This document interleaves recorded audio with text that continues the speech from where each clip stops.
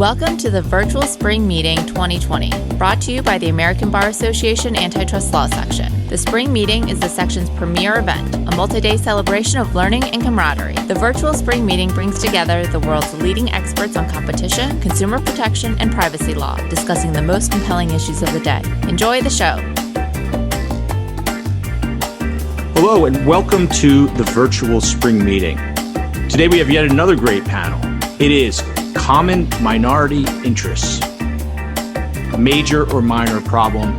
The panel is presented by the Insurance and Financial Services Committee.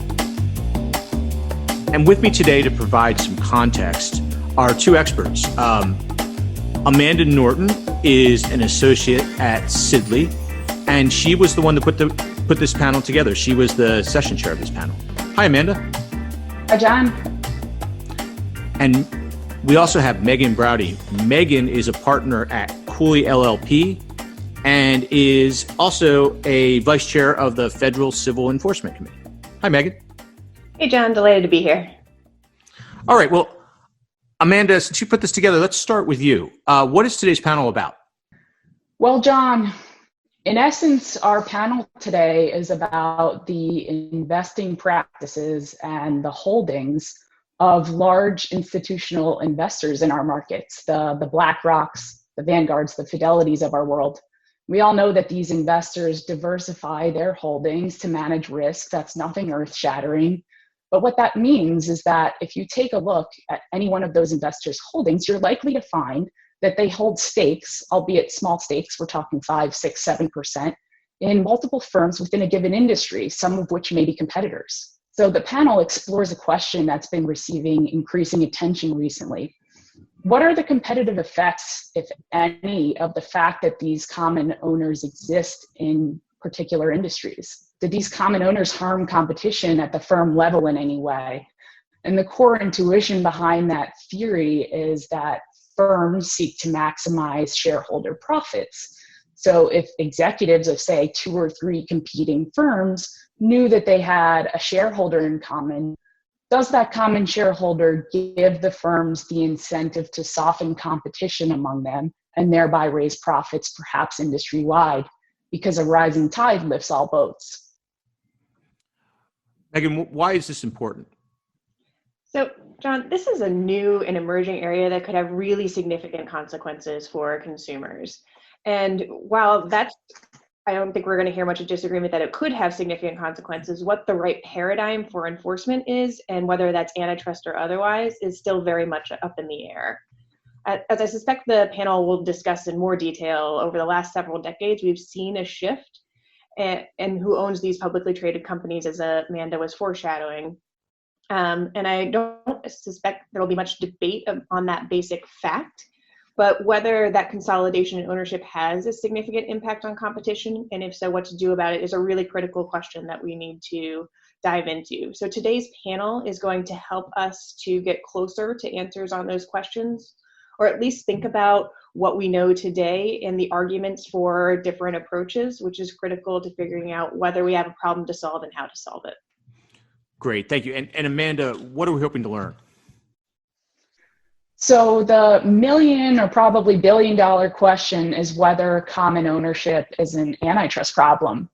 How, if at all, does this harm or benefit consumers? John, are you and I paying higher prices for airline tickets because Fidelity owns stakes in Delta, American, Southwest, United?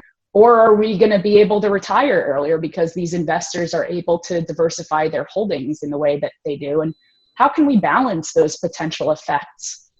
Secondly, as Megan mentioned, this is an emerging area of the law. So I'm also looking to learn more about what, if anything, the U.S. agencies are doing in this area.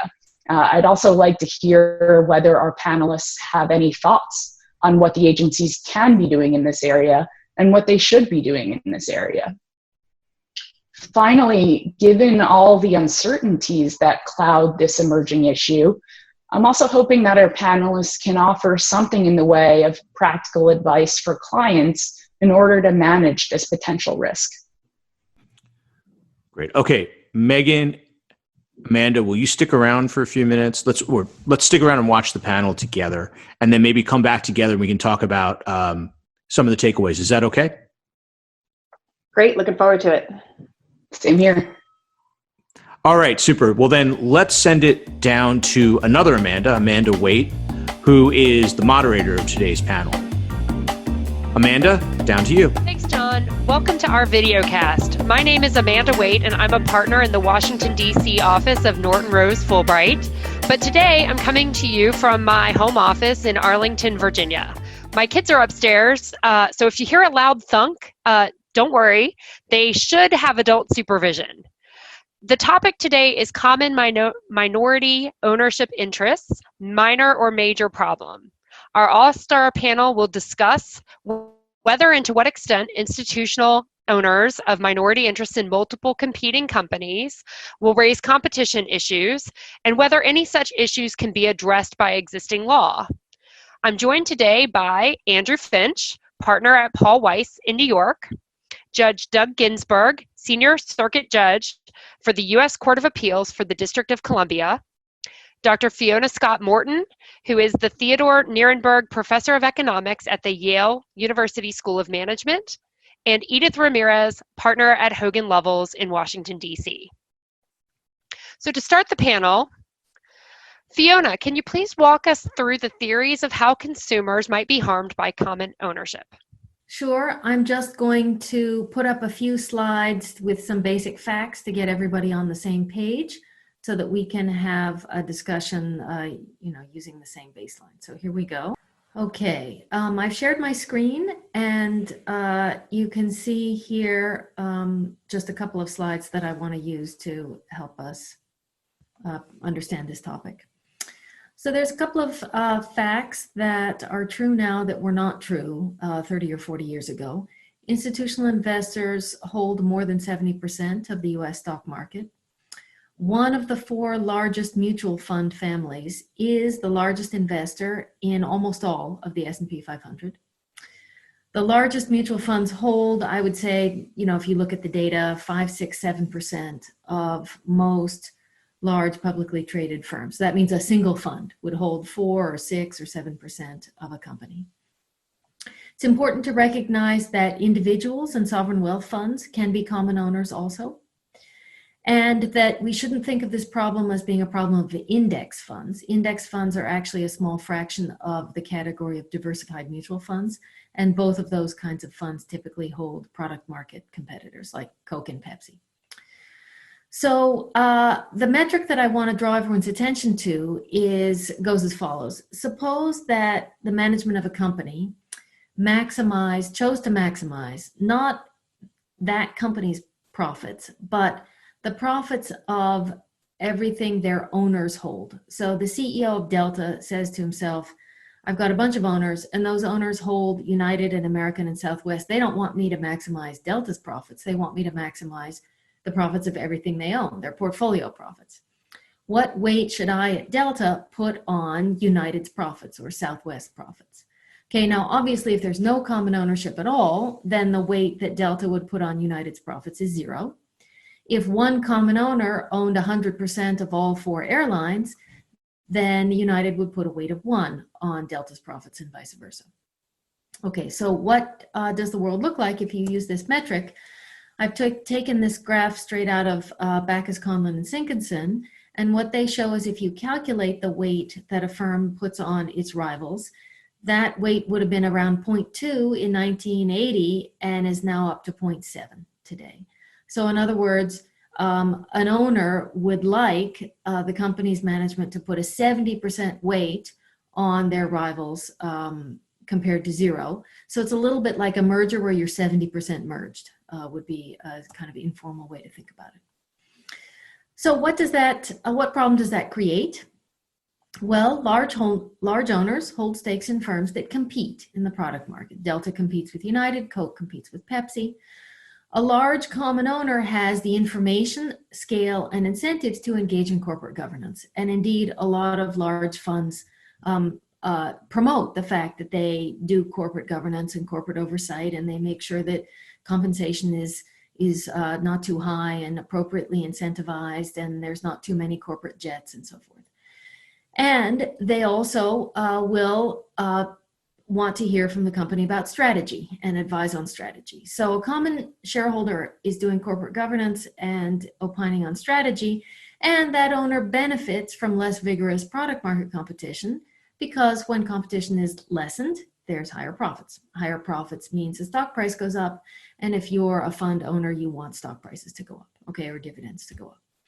So a large common owner has both incentive and ability to lessen competition. That's really the bottom line here. A small common owner might not be doing as much corporate governance. They might have just the same incentive, but less ability to affect competition. Okay, so the meat of the problem then becomes, given the incentive and the ability, what would the consumer harm look like?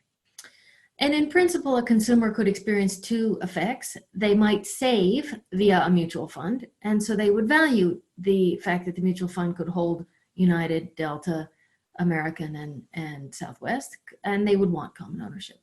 On the other hand, that person might buy airplane tickets and medications and ready-to-eat cereal, and they would want competition and low prices, and that would weigh against wanting common ownership. Probably most of the people watching this podcast, or whatever we want to call it, this event, are going to be experiencing both effects, because we are in an income category where we hold stock and we also buy all these products. But that is not true if you look across the wealth distribution. So think about poor consumers. 60% of the population doesn't own any stock. Okay, so they don't care about diversification at all. They don't own any mutual funds. All they do is consume. So from their perspective, common ownership is only harmful. A very wealthy saver is going to hold some stock, but also foreign stocks, hedge funds, private equity, golf courses, all kinds of assets. And the diversification benefits of a fourth US airline, are going to be basically zero for this saver. And notice that 50%, let's remember we're a very unequal society, so 50% of wealth is held by the top 1%. So for the top 1% and the bottom 60% don't get anything out of the diversification gains from common ownership. Now, the mutual fund industry gains, but let's remember that that is not the same industry as airlines, beverages, pharmaceutical companies. Okay, those are two different things. So those gains from one can't be used to offset harms in another. Now, what's the empirical evidence? This is a new area. It's growing fast. The airline paper was first. It's now published. I will note that the Trade Association for Mutual Funds, the Investment Company Institute, funded a number of studies by consulting firms that critiqued that paper and a metric used in that paper. And there are several reports and a published paper funded by the industry out there. The new research going forward that I cite here and that's happening now uses different techniques and measures like the one I just showed you from Backus et al. So there are working papers in a variety of industries, and there are some working papers across industries, like showing that more common ownership causes changes in executive compensation. More common ownership actually causes more R&D in industries where there are positive spillovers and the firms are positively affecting each other, and more common ownership causes an increase in rival stock prices. Okay, so I'll close with just pointing out the mechanism for how the common ownership translates into less competition is uncertain. I'll note that this is pretty common in antitrust. I mean, the mechanism by which a merger that satisfies the structural presumption would cause prices to increase is not normally something we specify or know in much detail. We have one clue, which is the paper on executive compensation changing with common ownership.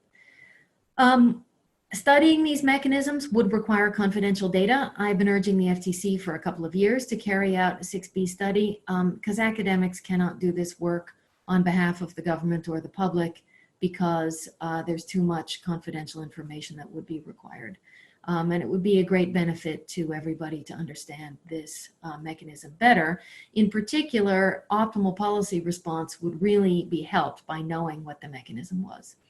If the lessening of competition were caused by meetings between fund managers and CEOs, then the one policy might be to ban meetings, okay? But if we don't know that, then we are going to be inclined to want to ban common ownership so that we don't have these anti-competitive effects. And I'll just stop there and turn it back to Amanda. Thank you. Thanks, Fiona. Thanks for that great overview. As you mentioned, there is at least some other economic literature that suggests a lack of these empirical effects from common ownership. And I'd like to turn it over to Doug to provide a little bit of that background. Okay, so I want to refer back to the Fiona's reference to the 20%, 0.20 to 0.70 value placed on other firm profits, and point out that is a theoretical result, not yet at this point an empirical one. But the common ownership hypothesis should be empirically testable to the extent that competitiveness in a market can be measured, or failing that to the extent that changes in the competitiveness of a market can be measured. There was some early work on this dating back to the 80s, but the current level of interest in common ownership was really spurred by a series of papers by Azar, Schmaltz, various co-authors, starting in 2016. And they looked at the effect of common ownership on by the major investment management firms, BlackRock, Vanguard, State Street, Fidelity, which collectively, as Fiona suggested, might account for as much as 15 or even 20% of the shares of a publicly traded company, particularly a company in the S&P index, 500 index. These fund managers are common owners, at least to the extent on behalf of that they are acting on behalf of their investors, common owners in competing firms that appear in the index or in whatever composition of the fund it might be. It could be a sectoral fund, for instance, instead of an index fund. So this round of papers starting in 2016 looked at the effects of common ownership on airline tickets in selected markets, fees and interest charges in banks, bank products, and executive compensation.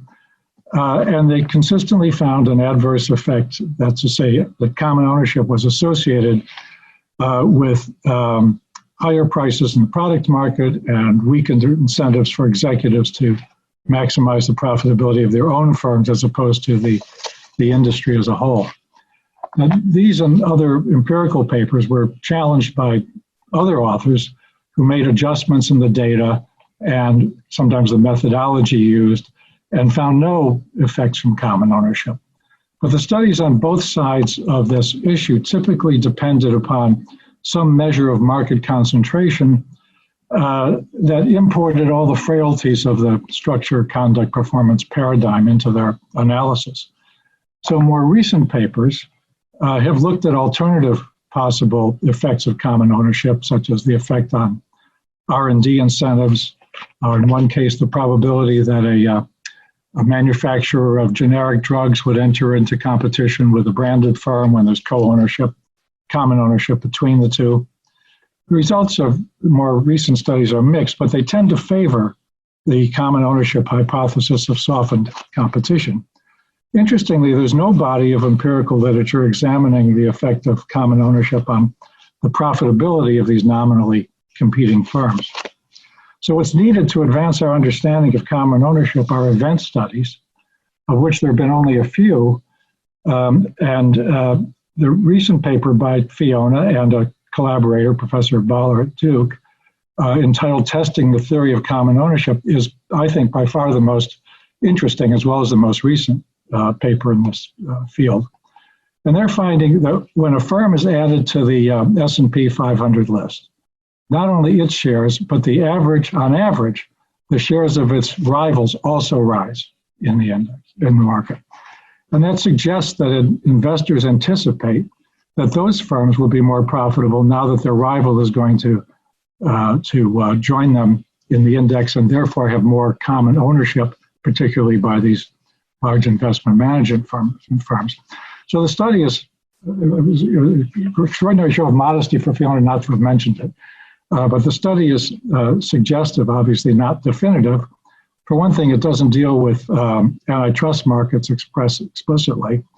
The shares of rival firms do not necessarily, maybe not even frequently, reflect rivalry in what we would call a properly defined antitrust market. Supermarket chains, the subject of one study, might compete in some regions and not others. Firms counted as rivals might be in additional lines of business also. The one study that looks at what I would think looks like antitrust markets, namely ready-to-eat cereals, looking at it both nationwide and in 10 local markets, found no effect on prices from changes in the level of common ownership. Now, that's not to diminish the value or interest of the Fowler and Scott Morton study, but rather to add that additional work is going to be necessary before anyone can conclude that common ownership has a significant anti-competitive effect in antitrust relevant markets. Fortunately, the authors, and I'm quoting here, plan to improve the paper by developing more precise industry definitions, and they hope that better competitor classifications will sharpen their results. So you can look forward to that. But they also acknowledge, as Fiona just did, I think, that the mechanism that might cause common ownership to lead to higher prices is not yet certain, and more research in this area would be valuable.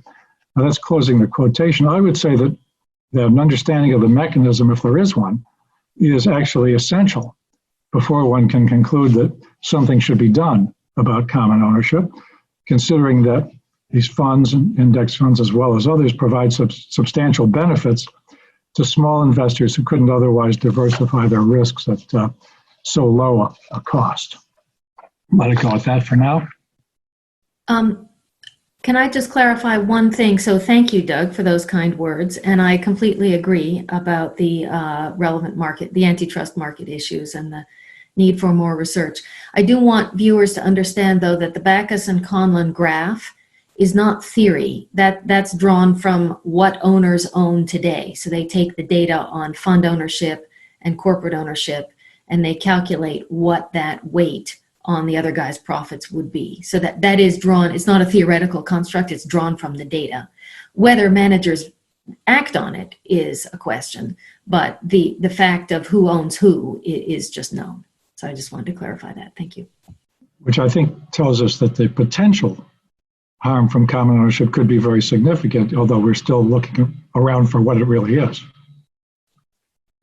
Well, thanks, Doug, and thanks, Fiona. It sounds like there's still some room for additional study here, but let's assume for the purpose of the discussion going forward that we could show common ownership results in some anti-competitive effects. For this next question, I'll turn to Edith.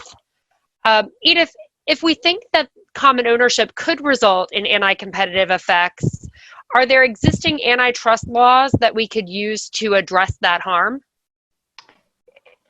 Yes, Amanda. So what I'd like to do is to start, first of all, with Section 1 of the Sherman Act, which of course prohibits contracts, combinations, and conspiracies in restraint of trade.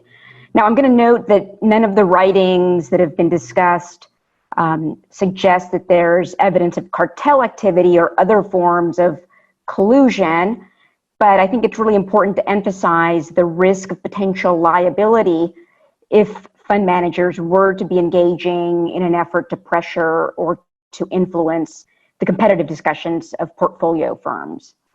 So if there were evidence, for example, of a fund manager urging a decrease in output during investor earning calls or in the course of other direct engagement with portfolio firms, there would be a strong argument that the fund manager was seeking to organize or otherwise facilitate a cartel. And if the firms, in fact, reduce their output, there'd be a prima facie case of a hub and spoke conspiracy in violation of Section 1. And in that type of situation, the key issues, among others, would be to what extent the fund manager's efforts would constitute an invitation to collude, and whether the firms accepted the invitation or were merely acting in parallel, but unilaterally. So in other words, did the fund manager's efforts, in fact, affect the decision to reduce output? Now, of course, Section 1 requires both an agreement as well as a restraint of trade. But it's important to note that under Section 5 of the FTC Act, an invitation to collude is unlawful on its own, even if no one accepts the invitation, even if there's no agreement that's formed. So in light of the increasing engagement that we've seen in recent years between institutional investors and portfolio firms, this is certainly an important area to be conscious of. So before I turn to Section 7 of the Clayton Act, let me just pause in case anybody wanted to add anything with regard to Section 1. If not, I'm happy to move forward. So let me turn to, I think, the more interesting question, which is whether common ownership might violate Section 7 of the Clayton Act. Okay, so Section 7, of course, prohibits acquisitions, the effect of which may be to substantially lessen competition or tend to create a monopoly. A few high-level points. Section 7 applies to both complete mergers and partial acquisitions. And when a partial acquisition will result in the control of the target firm, the transaction is basically treated like a complete merger. But it's also very well recognized that partial acquisitions that don't result in control may nonetheless raise very significant competitive concerns and may require a somewhat different analysis. So the framework that the agencies use for analyzing the impact of acquisitions of minority stakes involving rival firms is set out in the 2010 horizontal merger guidelines that the agencies put out, and it's found in Section 13. I'll note here that what the agencies really are focusing on primarily in that section is cross-ownership. In other words, a firm acquiring a minority interest in a rival firm. But the horizontal merger guidelines note that the agencies will be looking at three principal effects that may lessen competition. First, they're going to look at whether the acquiring firm will have the ability to influence the competitive conduct of the target firm, to induce the target firm to compete less aggressively or to coordinate with other firms in the investor's portfolio. And this could happen through voting interest in the target firm, or perhaps through the right to appoint members to the board of directors. Secondly, the agencies look at reduced incentives to compete. Now, typically here, because their focus is on cross-ownership, they would be looking at the reduced incentives of the acquiring firm in light of its ownership interest in the target firm. But generally speaking, the concept is to look at reduced incentives. Then third, they look at the extent to which a partial acquisition might lead to access to non-public, competitively sensitive information. The agencies will also consider efficiencies in this analysis, but they acknowledge that partial acquisitions will typically not generate the types of efficiencies that one would find and are commonly associated with complete mergers. Now, let me note that the DOJ and FTC have not historically challenged partial acquisitions of less than a 20% share where they find that there's no evidence of control. So I think this gets to some of the challenge in applying the framework of Section 13 of the horizontal merger guidelines and Section 7 more generally, which is that in the absence of control and at the level of ownership that we're discussing in this conversation, it isn't clear that institutional investors are influencing firms to act anti-competitively. It's also not clear the degree to which firm managers may be taking into account the other holdings of institutional investors and making competitive decisions, or that common ownership is facilitating the transmission of competitively sensitive information. As a side note, I will point out, of course, that Section 8 of the Clayton Act protects against potential information sharing and coordination among firms by prohibiting an individual from serving as an officer or director of two or more competing companies, and that prohibition would also apply if a firm were to appoint agents to serve as officers or directors of competing companies. So in my view, the challenge of bringing a case under Section 7 is that it remains unclear based on the current economic literature. It's unclear how common ownership changes the objectives of firm managers from what the standard assumptions have typically been. And I think this goes back to the conversation that Fiona and Doug framed at the very outset. And in my view, the fact that there is no consensus as of yet regarding the relationship between common ownership and competition, it would be very challenging for the agencies to bring a case under Section 7. So I think I'd come out as Doug did, which is that we need to learn more about this, and we need to learn the degree to which firm managers may be taking into account the preferences of minority owners. Let me also, just before I pause, I'll note that another challenge here is the investment-only exemption in Section 7, which provides that the section will not apply to stock purchases that are solely for investment and where the stock isn't used by voting or otherwise to bring about substantial lessening of competition. Here, the main question would be sort of what degree or what constitutes sufficient passivity for purposes of the exemption.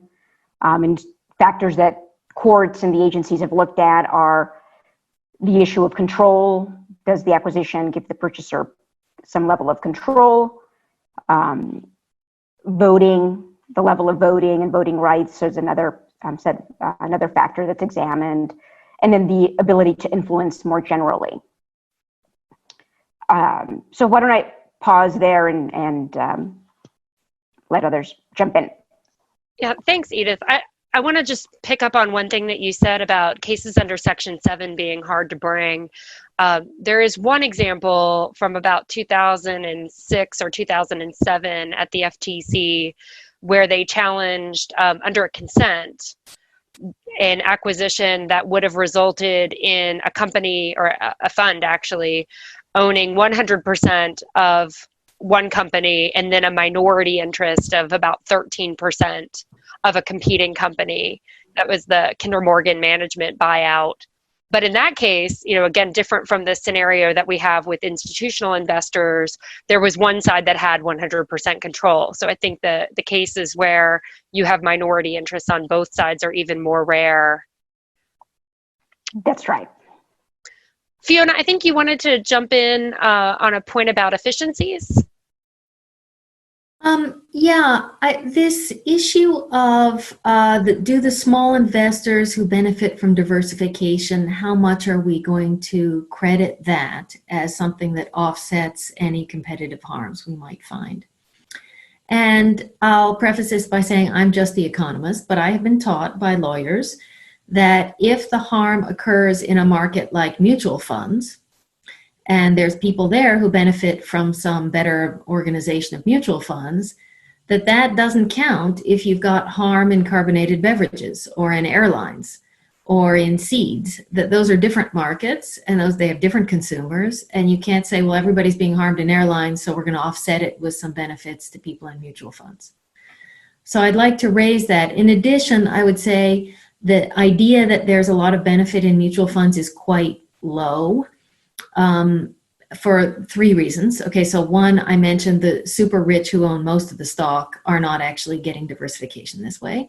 Secondly, most Americans don't own stock, so they're not getting diversification this way. And third, it turns out that stocks in the same industry that are competitors with each other co-move. So I have a new paper I'm writing with a colleague in the finance group at Yale that shows that if you really want diversification, holding the second and third and fourth airline is not actually very smart. What you want to do is hold a firm that makes plastic or operating systems or trains or something, because those don't move together. So the amount of diversification you get, even if you're in this bucket of a small investor, is tiny. So I would argue conceptually you shouldn't be able to use it in the first place. But anyway, if we got to an empirical weighing, it would be very small. Amanda, may I comment there for a moment? By all means. It seemed to me that in what Fiona was saying, that there were two different themes, I guess. One of which was that the benefits of whatever benefits there are from the efficiencies of fund investments accrue to wealthier than average citizenry, which is probably true. There are 100 million investors in mutual funds and ETFs, and out of a population of 330 million, that benefit from this to some degree. They may be wealthier than the average, but that's a lot of people. And I don't know that their relative wealth position has ever been thought to be relevant in antitrust policy or enforcement policy. It certainly wasn't when the antitrust division got wind that Sotheby's and Christie's were colluding on prices to their wealthy auction buyers. It wasn't a matter of indifference. But the other point, which is clearly among the things that Fiona said, is that there ought not to be offsets out of market efficiencies, I think would frequently refer to them, not offset benefits in one market against losses in another. That is the policy of the agencies. I think it's arguable. It basically, in a total welfare standard, of course, one would do exactly that. But it's at least a defensible or intelligible principle, let's put it that way. Unlike, I think, the one concerning wealth, just if that's what it is. So let me just correct something. I didn't mean to say that rich people don't get to benefit from antitrust enforcement, not at all. The point I'm making is if you're thinking about the efficiency being additional diversification for savers, that's somehow good, and that common ownership lets us have that, and that's good. 60% of Americans who don't hold any stock don't get that benefit. So that's just not, if you're asking who's getting the benefit, they're not. And the top 1% of the wealth distribution owns half the stocks. They're not getting this benefit either. So the benefit is being narrowly delivered to a set of people who own enough stock such that they care about it. I didn't make any remarks about how rich those people are, just that it's a small section of the population that's getting this benefit. It occurs in a different industry. And as far as I'm measuring it in new research, it's extremely small. So that was my point. So we've spent a lot of time here talking about theory so far and really laying the groundwork on that basis. But maybe we can switch gears a little bit and bring Andrew into the discussion. And Andrew, do you have any observations about how the FTC and the DOJ have been approaching these common ownership issues? Thank you, Amanda. Well, I'll start by saying that Edith did a terrific job summarizing the legal categories through which one would think about these issues, Section 1, Section 7, Section 8. And the horizontal merger guidelines in 2010 reflect that the agencies were thinking about these issues. Since that time, they've continued to think about these issues. If you go back just a couple of years, in late 2017, the DOJ and FTC submitted a paper to the OECD that focused on common ownership issues and said that they would continue to evaluate the new learning and that they would consider the possibility of enforcement action if there was sufficient evidence that a particular acquisition had an effect that would substantially lessen competition. In 2018, the FTC held some hearings and commissioners gave some remarks there that are informative on the subject, and some DOJ folks gave some remarks also that touched on this issue around the same time. More recently still, in April of 2019, the Economic Analysis Group at the Justice Department published a working paper. I believe Eric Lewis worked on it, and it focused on common ownership in airlines and looked at evaluating alternate ownership data and concluded that results on common ownership studies were very sensitive to the data sets. And there have been conversations, as I think Fiona alluded to, of a possible 6B study by the FTC that might also be informative. So the agencies are engaged on the issue, and I think there are a couple of takeaways from what that level of engagement has been. And one of them is that it's an area that certainly needs study, and it's particularly one where it's important to focus, I think, as Fiona said, on the mechanism, because the mechanism is really critical when you're trying to figure out whether anything that's going on fits into a recognized box for antitrust liability, putting aside conversation about whether or not the antitrust liability rules ought to be enlarged or modified in order to take into account a competitive effect that might not currently be captured. But the agencies, at least right now, are focused on, I think, trying to figure out what the mechanism of harm is. And they're, I think, looking at it as there's sort of a spectrum, and to capture and build on what Edith said, at one end of the spectrum, you have common ownership that could lead to active efforts at coordination.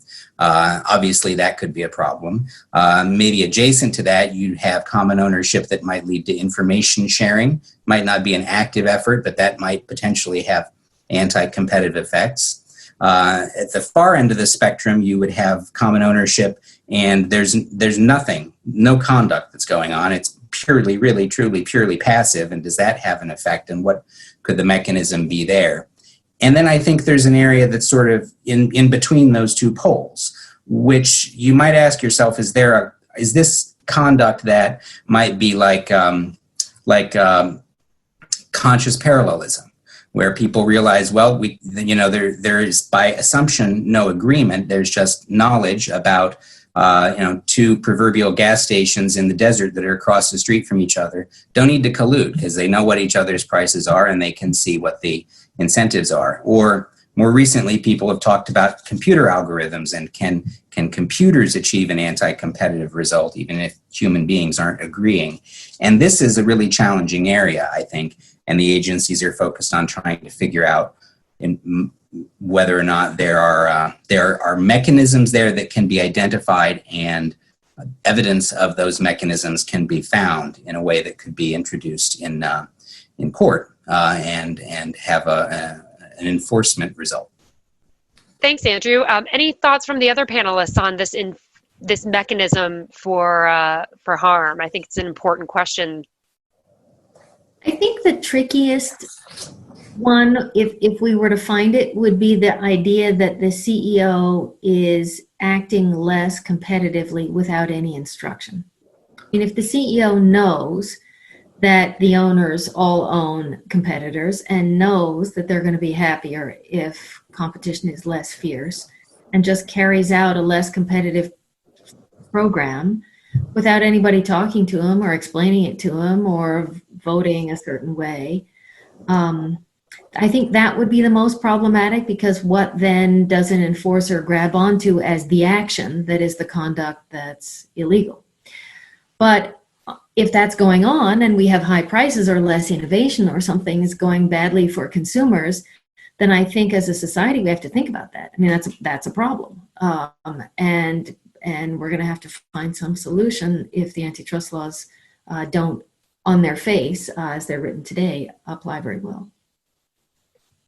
And before we get to a solution, assuming that there is a problem to solve, I think we have to have a way of detecting that conduct.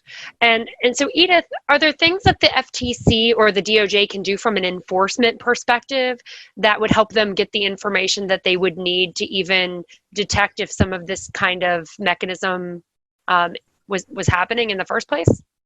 Sure. I think that the typical situation is a bit different. So I think, ideally, this is an area where one would want more study. One would want an agency like the FTC to engage in a 6B study to be able to hone in on this question that we've been discussing about the mechanism of harm.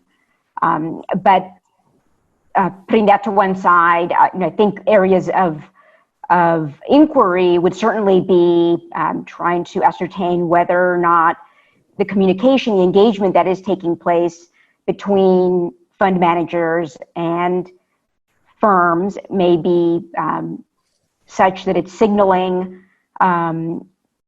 behavior in a particular direction. So I think that would be an avenue, and that would be, looking very closely at investor calls, earnings calls, whatever information is available about private meetings that may take place. The other area that one would want to examine also is the impact of compensation. That's another potential channel that's been discussed, and evaluating whether there is a less of an emphasis, for instance, in evaluating relative performance in industries where there's a high level of common ownership. So those are two areas where the agencies could certainly get additional information to evaluate impact. When you were walking us through the potential theories of harm before, Edith, you mentioned potential avenues under Section 7. Is there something that could go into the HSR filing, or that parties could submit as part of those filings that might get to these issues?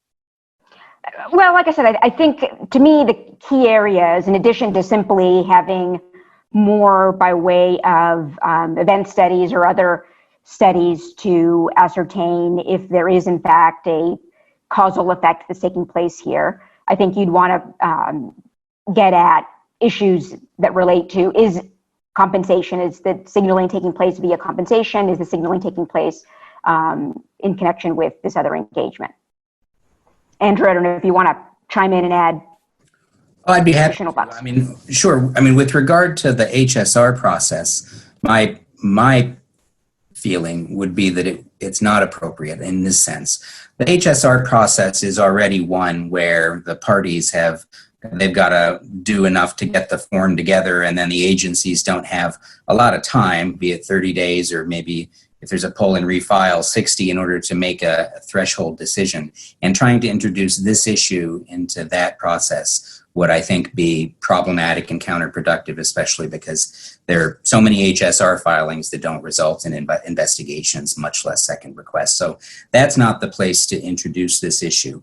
I think maybe, if there is a mechanism that's identified or a reason to believe in a particular industry that there could be a real mechanism to be found, and there's some evidence to be gathered, maybe after a second request has been issued, then that might be the time when the agency might take a look. But again, I don't think that there should be a broad fishing expedition every time there might be some common owners in connection with the transaction, because again, even during that time period, the agencies have plenty of work to do and the staff is busy. And so I think that it would need to be a discrete, targeted inquiry when there's a reason to believe there might be a real mechanism and might be proof to be found.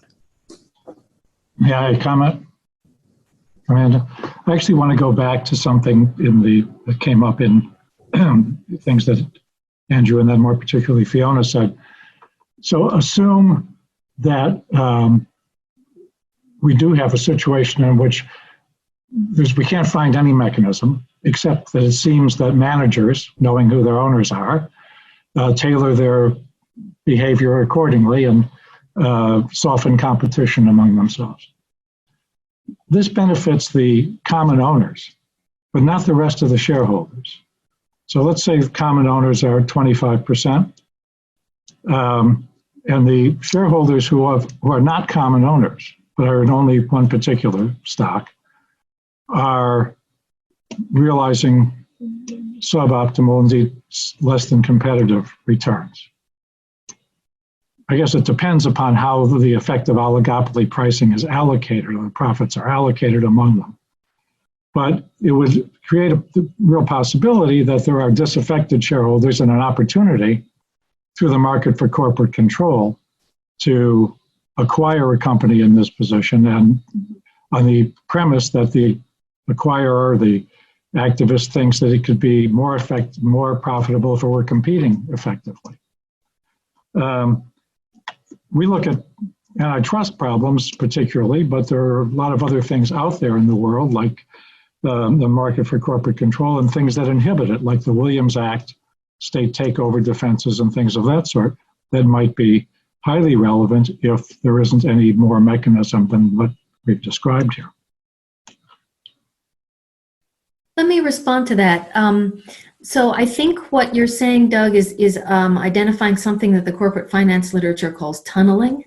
So suppose I've got an owner, a minority owner of a company, and they set up a supplier. They push to have a certain supplier who overcharges and essentially sucks money out to the detriment of other shareholders. That would indeed be a problem. And I think that the corporate control mechanisms that you identify would be a potential solution to that. I think that the authors in the common ownership literature are worried about a slightly different thing, which is more tacit collusion. So if there's a bunch of common owners, funds who all get competition to soften in the airline industry, and prices go up, for example, the small owners who only own Delta are delighted. Delta stock price went up. Delta's earning more profits. So they don't own United or Southwest, but they're still very happy that Delta's profits are higher. So it's sort of a rising tide lifts all boats in that world. If you just have an increase in tacit collusion, then an increase in profits, every kind of owner is happy with that. Well, I think we know, I don't disagree. I think we know that how difficult it is to envision a remedy for tacit collusion. There was a time when Judge Posner thought that would be a good idea, but he backed away from it further. Yeah, fair enough. So if there's actual collusion, we have, the remedies are available. If the management firms are acting as the go-betweens to arrange anti-competitive behavior, essentially they're running a hub and spoke conspiracy, and we have a solution for that. We have to know what's going on. I think that's sorry, Fiona, go ahead. Yeah, no, I agree. I think more research in this area would be really valuable. I'll say in my profession, the juniors are working very hard to write these papers, which is great. And I wish there were more.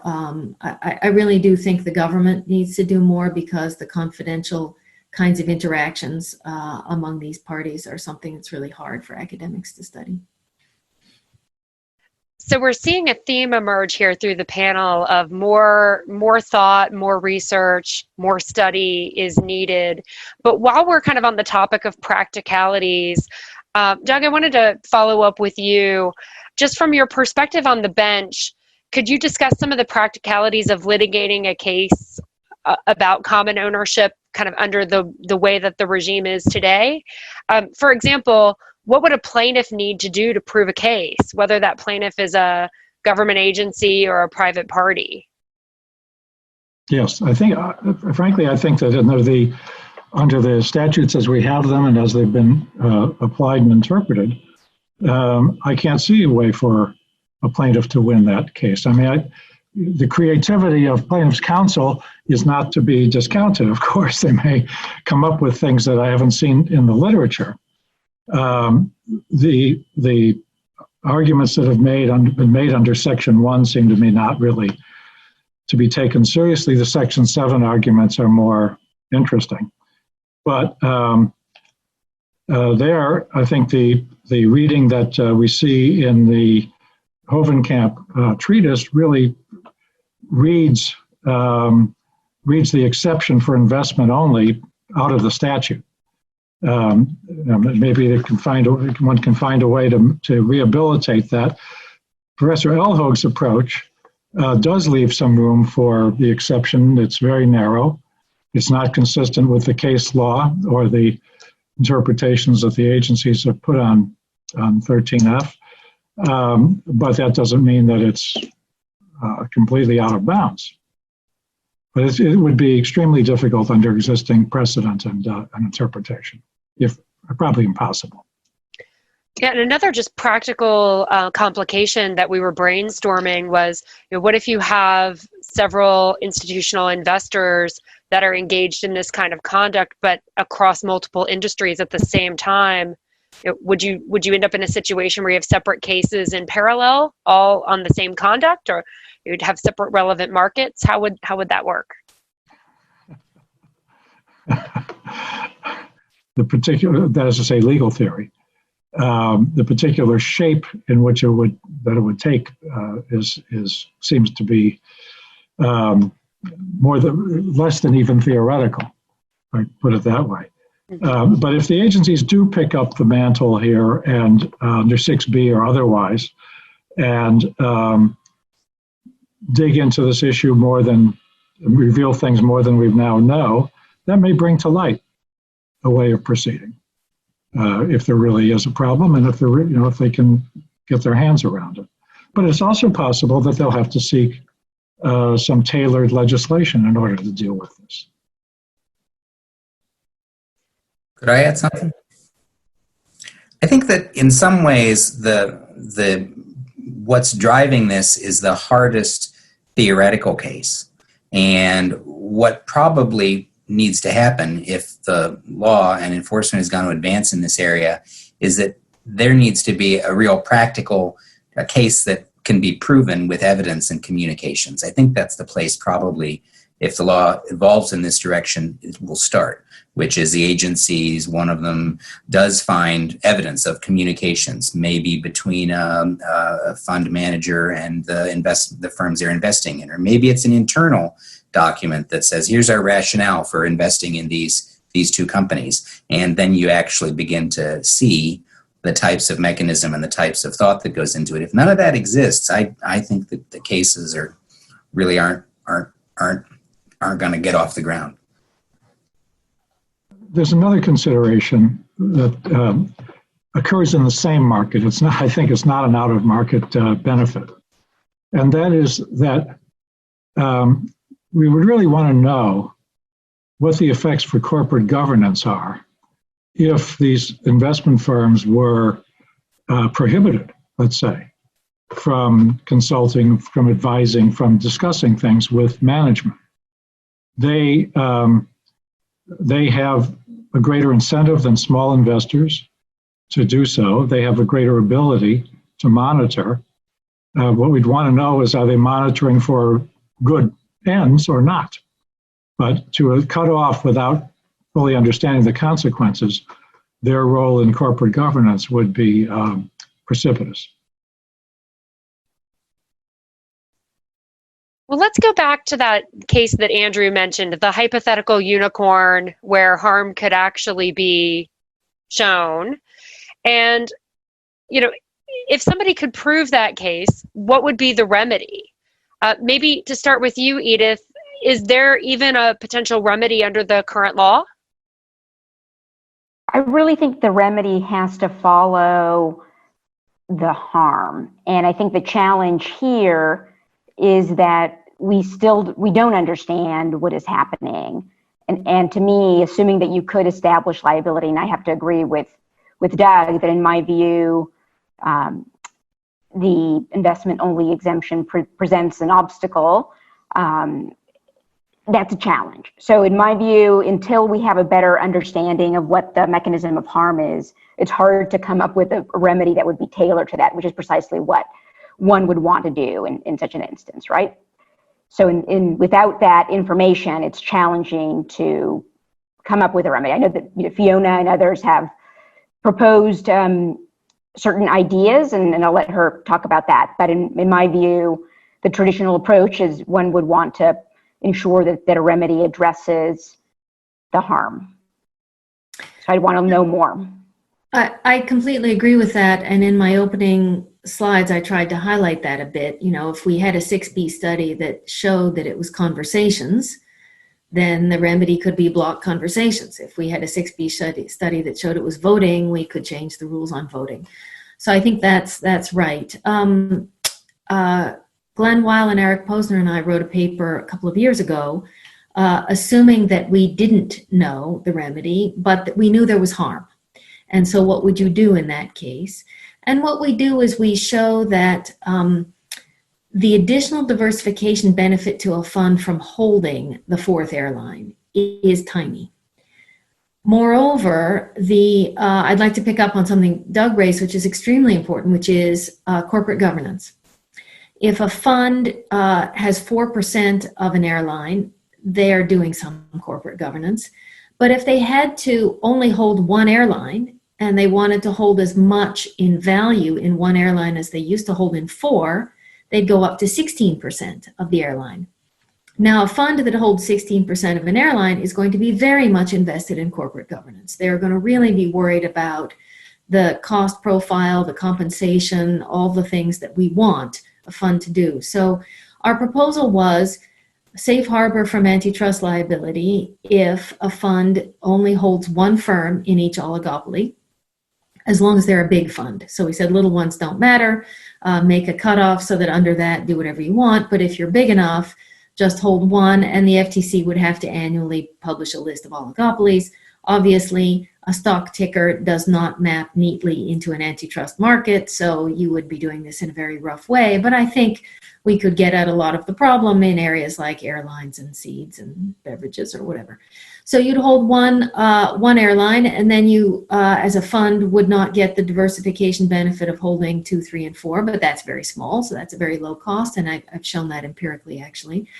And then you get the upside of the corporate governance piece, and then we return to a state where firms are competing with each other because they don't have any significant common owners.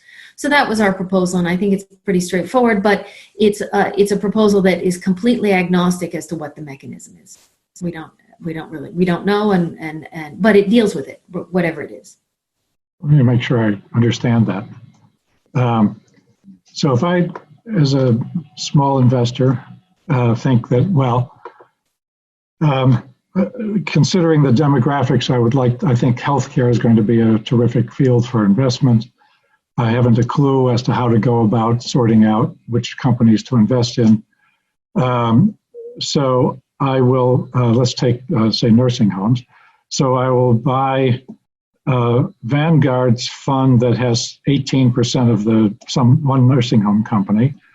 And then I'll put some money into BlackRock, who's got 15% of a different nursing company, and so on. So I have now 4 or 5 different accounts in order to replicate what I would have had today. But each of them is limited to one company. And I presume that applies to the whole family of funds, right? That it couldn't be that they've got a sectoral fund that has an index fund and so on. Yep. So let me just say, first of all, nursing homes are geographically separated, so I'm not sure they'd make it onto the list of things that the FTC would be worried about. Okay. So let's stick with airlines. But yes, you could do that. You could buy some United, some American, some Southwest. But of course, that would actually not be very sensible because you don't get much diversification benefit from doing that. You'd be better off buying Southwest, IBM, Google, Plastic, whatever. Well, that presumes that I would know or be willing to bet on one of them when I don't know anything about the particular firms. I'm not a schooled investment analyst. Luckily, there are lots of those specialized people out there, and the way the stock market works is that prices are supposed to reflect future returns. So in principle, any one of them has the same expected return because the clever money is engaging in arbitrage to make that. Ask a question that takes us back to your recent paper. If the investors are anticipating that all of the rivals will now do better because a new entrant in the index, we've got the event study that documenting that. Is there any way to follow up and see, do they do better? Or is it more profitable? That's a really good question. We have a regression in the paper now looking at accounting profits, and those regressions largely confirm what we're finding. The problem with accounting profits is they have all the problems that economists normally complain about with accounting profits. It's also, of course, going to be really hard to look out any length of time because the noise in the environment just swamps these kinds of effects. So I think what you've said is a very good idea, and we've tried to take a step in that direction, and there's some natural limitations. I'd just jump in, if I could, for a moment and say one thing, which just builds on, I think, something the judge said, which is that there are a variety of investment strategies here, right? You could look at a sector and say, I don't know which one to choose. I'm going to choose all of them. Or a completely passive investor might say this industry is concentrated and has high profits, and I don't know which one to choose, but I'd like to be an investor in that industry. And I think in the absence of, again, the audience may get bored of the word, but the absence of a mechanism creating a regulatory overlay that tries to police all the various possible rationales for making an investment, whether they're smart ones or not, I think is a remedy that risks being far greater than what we've actually identified as being the problem. And if you really peel it back, I think a lot of this is coming out of the inability to distinguish here between correlation and causation. I really do, because in many ways we're talking about, well, this is the ownership structure and here we seem to see something, but are we inferring an effect? And the inability to identify a mechanism should give us, I think, some skepticism about whether or not there's an appropriate basis for regulatory intervention here. So I need to push back on two of the things you said. First of all, the econometric papers in this literature are exactly dealing with causation. They're not dealing with the mechanism, but they're dealing with causation. So that is, I think, an invalid critique for a lot of these papers. But secondly, what you said is we shouldn't jump in with regulation now because we don't know what the harm is. I agree. Nobody said we should. I think the point here is to say, if we found harm, what would the response be? And saying at that point, well, we found a lot of harm, but really I'd like John Smith to be allowed to hold both United, or Vanguard, to hold United and American and Southwest, despite the fact that that's harming tons of consumers and we know why, strikes me as not very in sync with the spirit of the antitrust laws. I mean, if we get to a point where we have harm and we understand it, then that's the reason that we constrain behavior. That's kind of normal, but we're not there yet. I fully agree with that. Yeah, I think we agree that we're all agreed, I think, that we're searching for the mechanism or mechanisms. Right, so, but Spirit won't do it. We're going to, if the law doesn't cover it, then we'll have to be either let it go or have a change in the law.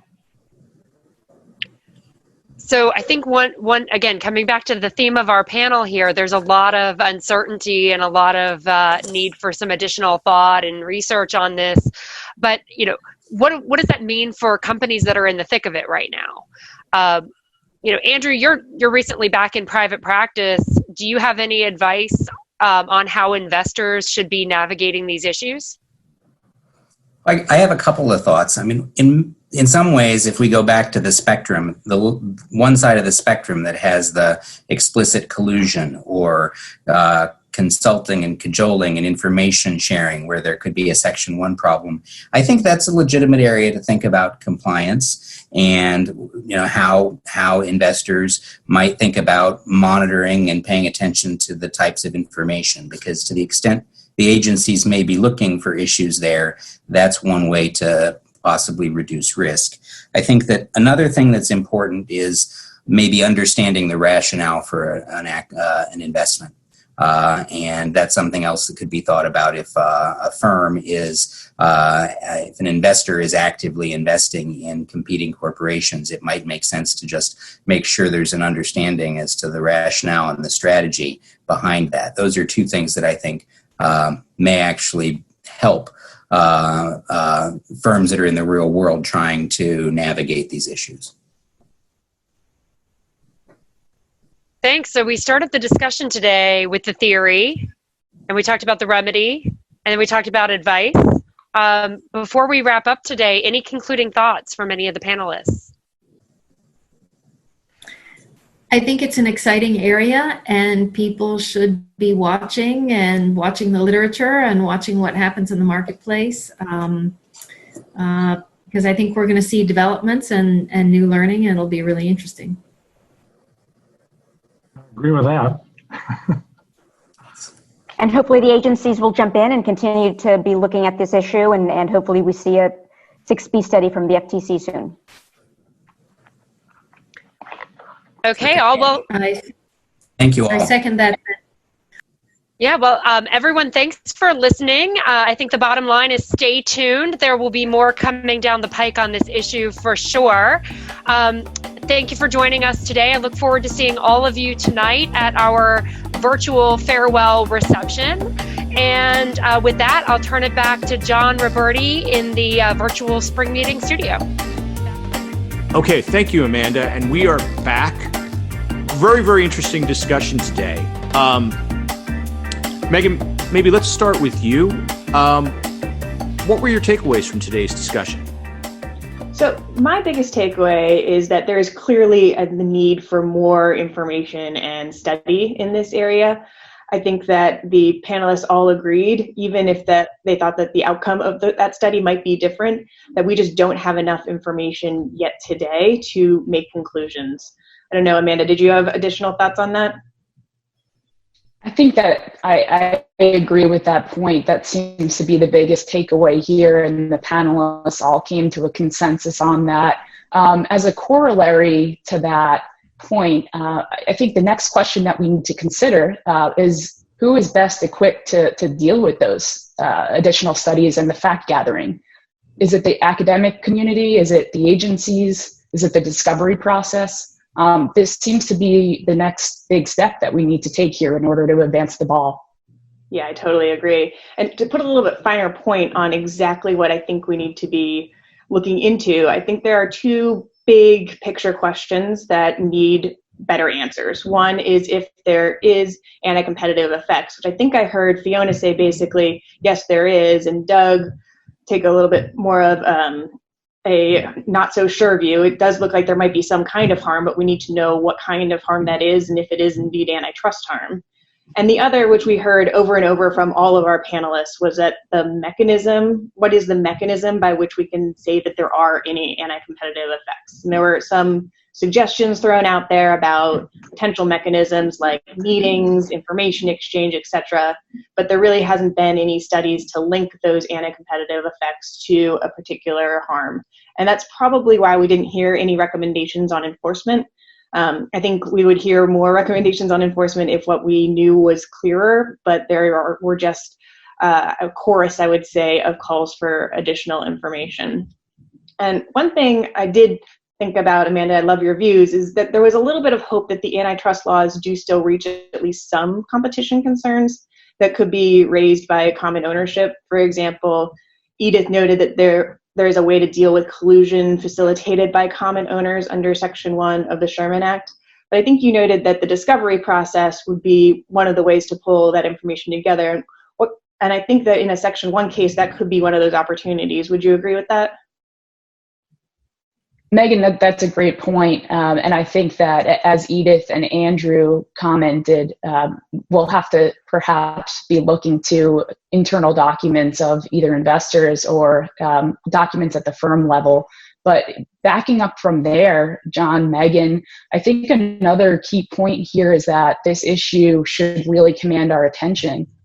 Based on the stats that Fiona went over at the outset of the panel, if there's an antitrust problem here, its scale could be truly all-encompassing and quite a challenge, and it could touch on almost every industry in our economy.